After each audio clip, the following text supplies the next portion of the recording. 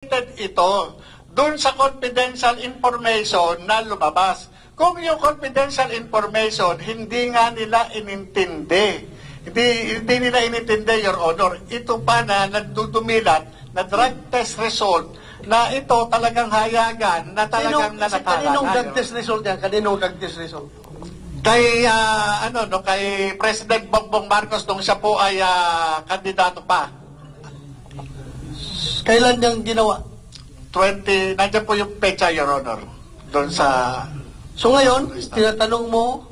Tinatanong ko, Your Honor, kung bakit hindi naipatawag ng PIDEA yung drug testing facility na nag-conduct ng drug test na yan.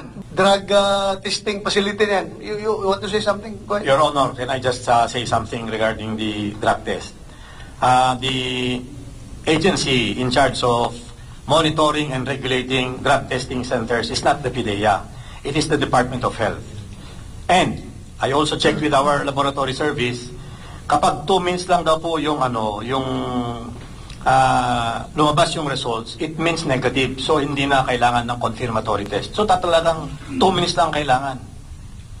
Yun po ang sabi ng laboratory service namin. I just checked now.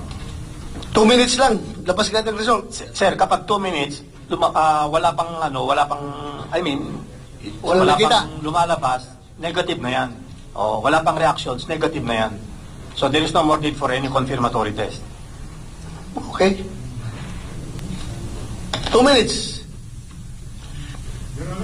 Your Honor, mas maganda mismo yung chemist mismo ang magsabi.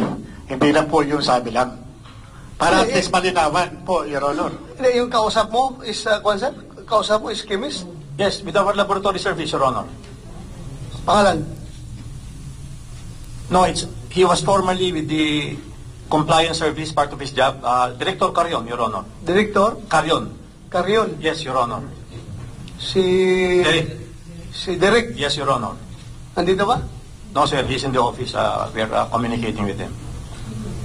Please, let him explain next hearing. Yes, sir. Matapos na yung mga issue na yan.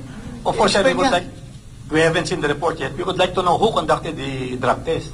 I'm not Sino sure. sana yung papel ko, Kumsek? Your Honor, si Director Carion, di naman siya chemist, Your Honor.